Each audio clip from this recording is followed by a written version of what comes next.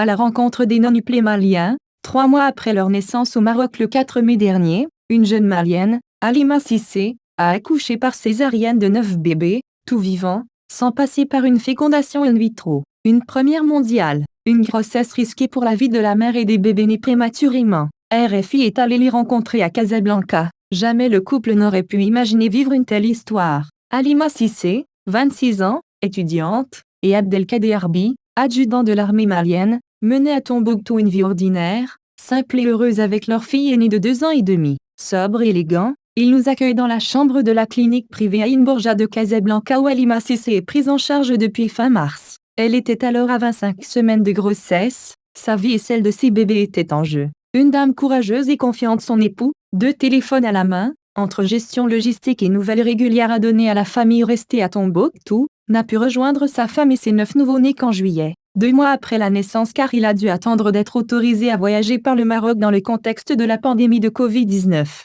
Souriante mais réservée face aux journalistes, Halima Cissé assure aller bien et s'être remise de cette grossesse hors norme et de cet accouchement par césarienne éprouvant. Une fois par jour, elle monte les 4 étages qui la séparent du service de réanimation néonatale où se trouvent ses bébés. Son mari l'accompagne dans ses visites quotidiennes depuis qu'il est arrivé à Casablanca. Chasuble, Charlotte et sur chaussures enfilées, on entre dans une salle très éclairée. Au mur, des personnages de Walt Disney sont peints. Et dans un bruit incessant de monitoring, une équipe d'infirmières se relaie nuit et jour auprès des bébés. Halima Cissé s'approche de l'une des couveuses. Elle salue tendrement sans le toucher son fils aîné, baptisé Mohamed VI en hommage au roi du Maroc. Quand je les vois maintenant et que je pense aux premiers jours, ils étaient si petits, dit-elle pudiquement. Depuis leur naissance, il y a presque 3 mois, les non-nuplés maliens ont fait du chemin, des bébés très costauds, dit le pédiatre le docteur Khalid Msef, on a tout eu avec eux. Ils ont survécu à toutes les complications de la grande prématurité, pesant entre 500 g et 1100 g chacun à la naissance.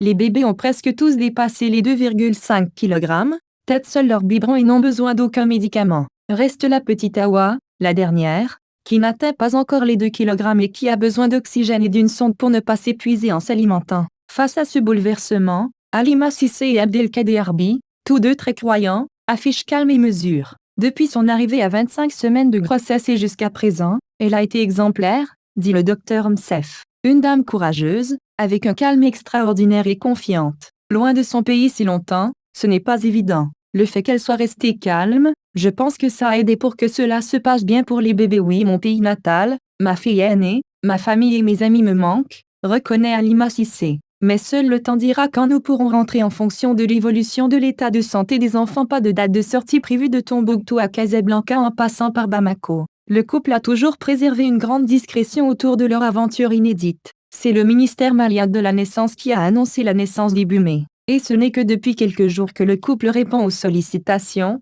très nombreuses, de journalistes du monde entier. Nous sommes conscients que cette histoire nous dépasse, dit Abdelkader Arbi. Je veux aussi remercier tous ceux qui nous ont aidés et nous aident encore. Les frais de prise en charge à la clinique privée Aïn Bourja de Casablanca sont payés par l'État malien depuis mars. Plusieurs comptes en banque ont été ouverts au Mali pour aider le couple. La Fondation Orange a déjà fait une donation. Aucune date de sortie de la clinique n'est annoncée pour le moment pour les non-nuplés. Un défi logistique. À quoi va ressembler la vie avec 10 enfants dont 9 nés en même temps, prématurément et fragiles? C'est une responsabilité énorme, un poids que nous mesurons en termes d'attention, de soins, d'éducation, déclare posément Abdelkader Arbi. Élever un bébé n'est pas du tout facile, à plus forte raison 9.